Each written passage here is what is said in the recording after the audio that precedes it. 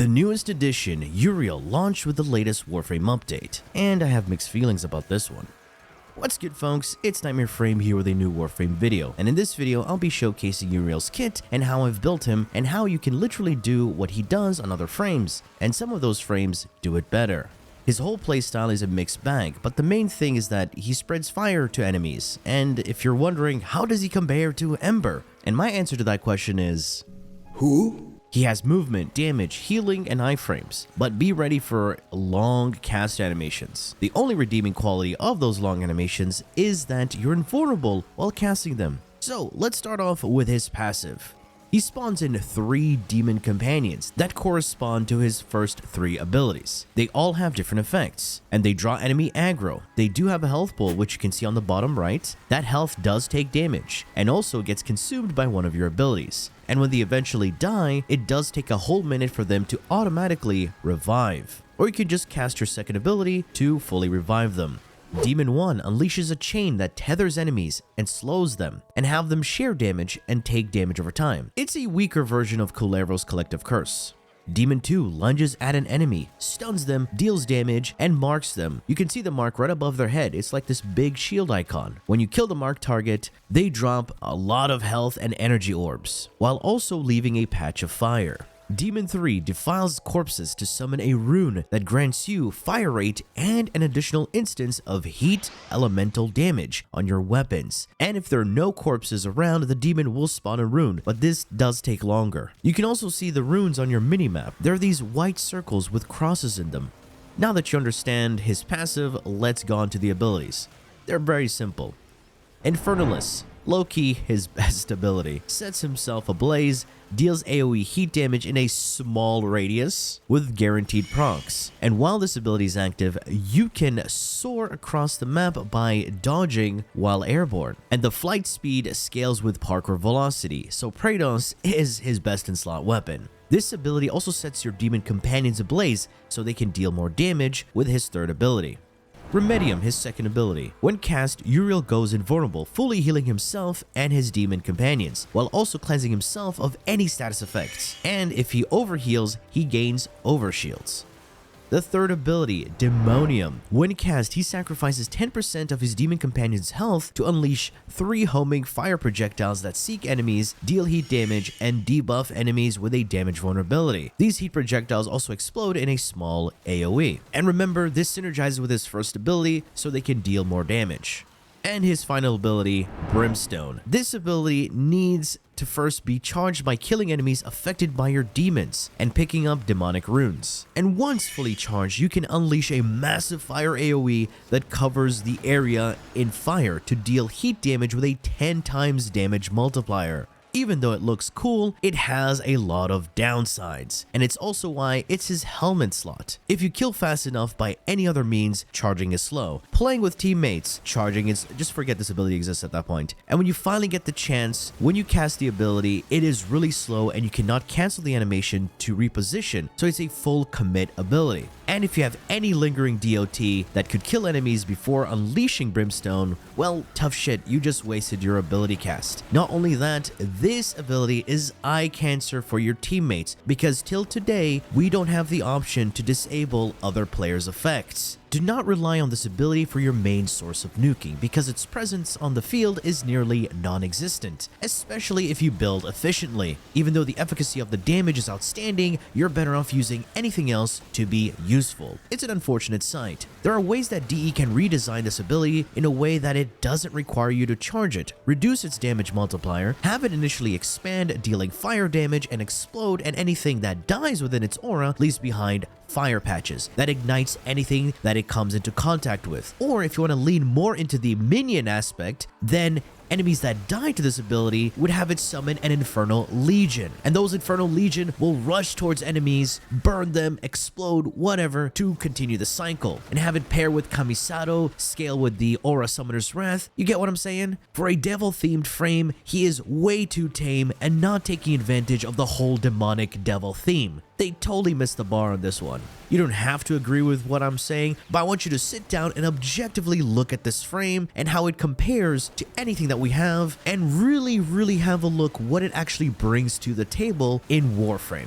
Anyway, I've built him two ways, an ability cast using his third ability and a weapon platform that relies on his demonic runes for the fire buff. Before we look at the helmet ability, just note you cannot subsume Roar onto him without removing his third ability. His third ability is the only one that can charge his fourth the fastest, and for those who want to build for a massive nuking setup and want to pair it with Roar, you can't. You would have to actually remove his third ability. So the whole nuking setup is pretty much counterintuitive, and by the time you get the chance to nuke with his fourth, you notice that his third ability is spammable, spreads, and just kills faster and more efficiently, and you can just clear hallways with it. So I went with Nourish for both setups, to buff energy for my ability cast setup and the elemental damage buff for his weapon platform setup. So let's take a look at those builds.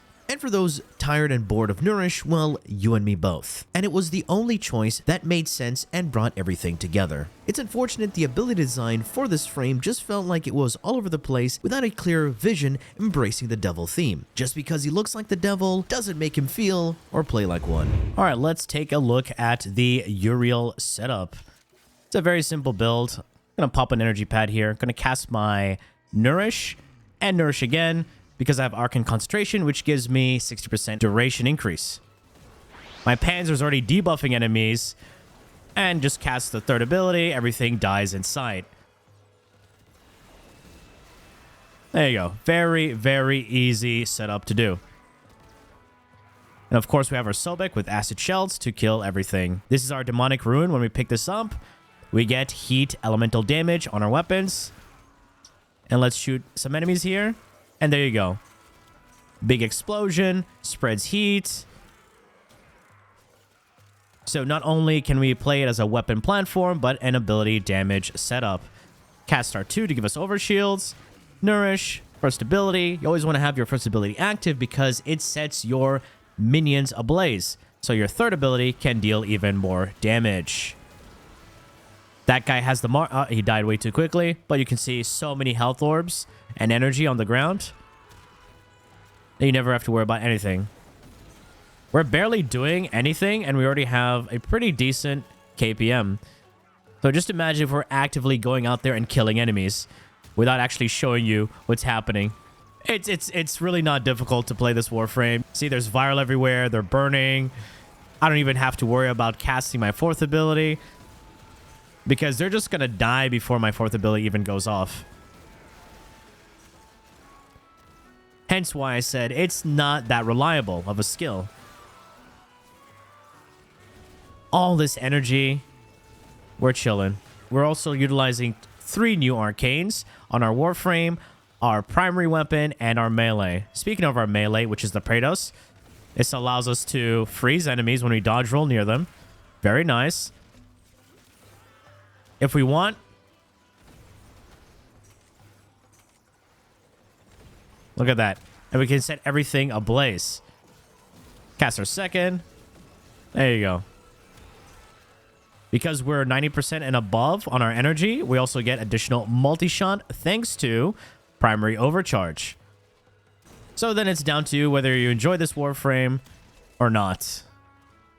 Personally, I can do this with pretty much anything that can deal Giga AoE damage and is way more functional in any setting. Oh, wait. Acolyte. I want him to get hit with our Sobek acid shells. Is he close by? Did I debuff him? Alright, I think he has a debuff. Come closer to this guy. There we go. Nice. And that's how you do it. Again, the reason why we're using the Sobek, because a streamer friend of ours suggested, hey, he's the new Sobek frame, so might as well just use the Sobek.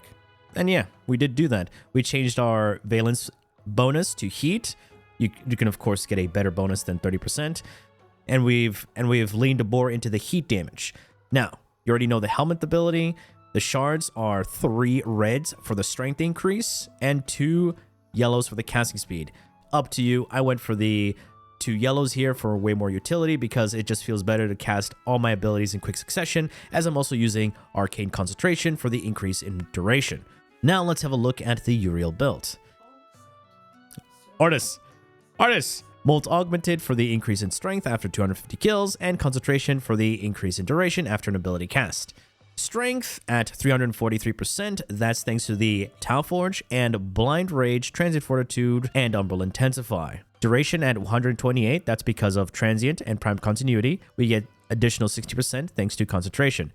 For energy maintenance, I have Prime Flow for the large pool, Equilibrium for the Orb Conversion, and Archon Stretch when my companion procs the electric status effect. Not only that, it gives me range. You at least need to have range on your build, because not only does it increase range on your Nourish, Explosion, it also increases the explosion radius on your third ability, and, okay, 0.9 increase in the AoE on this one. We don't worry about that too much. It's mostly for the third ability and Nourish. That's about it. And lastly, Archon Vitality. This gives us health, but our heat damage, and also heat damage, our heat damage is then doubled. So this is really nice to buff our DOT. Moving on to the weapon. And moving on to the weapon, we have the Kuva Sobek. Again, Heat Valence. The build, very simple. Primary Overcharge. While you're above 90% energy, you gain 35% max energy as multi-shot. So again, you want to have max energy. So that means primed flow, your max energy, and above 90 energy, you get a bunch of multi-shots, but it's capped out at 350%. With this, we get 150, which is actually not bad. The other option you can also do is Shotgun Vendetta. While this one requires you to kill, and it only lasts for 15 seconds. Because we just want to have this active all the time, Overcharge is very easy. And because we have so much energy income, we're always above 90%, so we're chilling. So this is our base damage, our faction damage, crit chance, crit damage, Shotgun Elementalist for the status damage over time, which is multiplicative with your faction damage. Savvy for some status chance and additional base damage. And finally, additional heat damage here. So we're bumping as much heat damage as we can. And our melee weapon is going to be the Praetos, just for the parkour velocity. That's 30% parkour velocity. Again, if you also want to change these yellow shards to parkour velocity, you can. So you can zoom even faster with Infernalist. The build is pretty basic. It's just here for some movement and some utility. And don't forget, melee Karen here. That will give us the freeze aura, which is really nice. And our companion is the Panzer Volpophyla. Mutagens don't matter. And this is the basic setup. We have our Viral Quills, Martyr Symbiosis for some survivability, Panzer Evolution so it doesn't fully die, Duplex Spawn so it spreads out, Synth Deconstruct, which also gives us more health orbs. So we always are topped up with energy, thanks to Equilibrium. Then the Panzer Claws, we have it with Shocking Claws.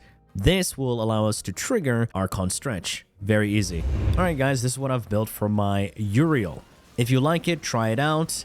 Tell me your thoughts down in the comments. How do you actually feel about this Warframe? As a devil-themed Warframe, he was a big disappointment for me, because I play a lot of ARPGs, and those games really can bring out the demonic powers. So a great suggestion is try out Path of Exile 2 this weekend. It's going to be free. This is not sponsored, by the way. I just love Path of Exile. Just you know, go check that out if you really want to experience demon and demonic powers. Anyway, folks, that has been it from me. I do hope you enjoyed and learned something from this video, and if you did, please feel free to leave a like, share, and subscribe. Thanks for watching, and as always, peace. Bye-bye.